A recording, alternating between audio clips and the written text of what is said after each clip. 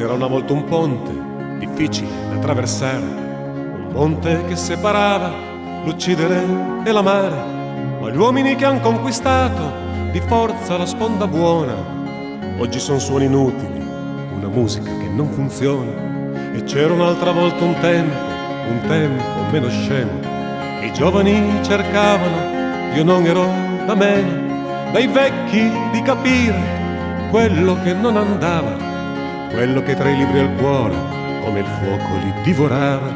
E così che son partito un giorno come tanti, con la chitarra in spalla, con gli occhi aperti e attenti a ricercare i suoni e i ritmi del passato, di quello che da bravi avevamo ben studiato.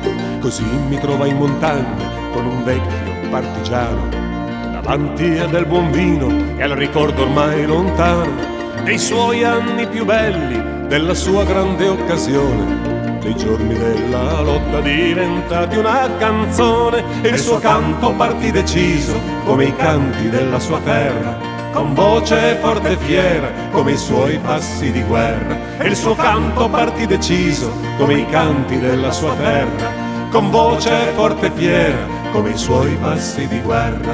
E ogni notte era dolcezza, malinconia, rabbia e rancore, il rancore dei 20 anni, ribelli per amore, gettati a muso duro nel fuoco oltre quel ponte, per colorare invano di rosso l'orizzonte.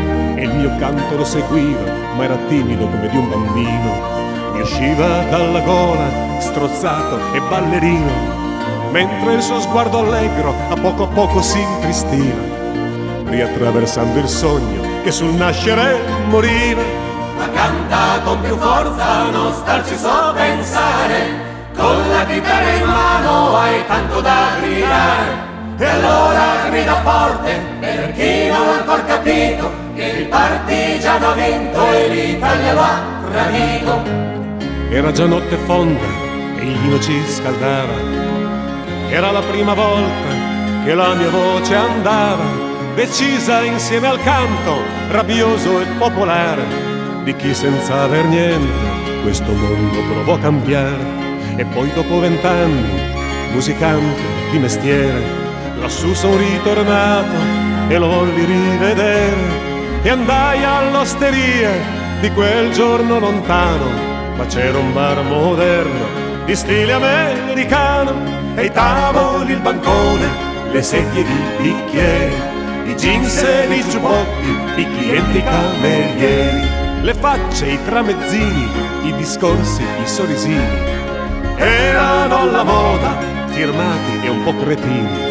E intorno nella valle c'era un silenzio disperato, non c'era neanche l'ombra del suo grande passato. E quella vecchia voce, anche lei se n'era andata, solo da un anno morta, da 1000 ormai scordata. E allora m'è scoppiato nel cuore e nel cervello il ricordo di quel canto, adesso ancor più bello, coi miei 4 compagni, come un coro di marziani, abbiamo rispolverato quei versi proprio strani. E di nuovo le montagne con quel colpo di mano ritornarono a scandire come nel tempo lontano, dalle valse alle pendici, dalle cime fino al piano, il passo duro e cadenzato di quel vecchio partigiano.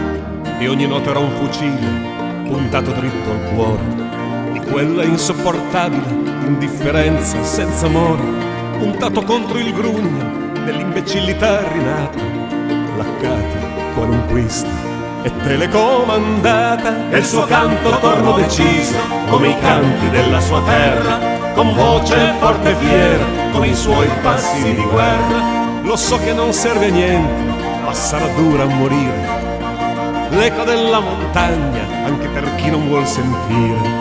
E allora canta ancora, non starci su a pensare, con la chitarra in mano hai tanto da gridare.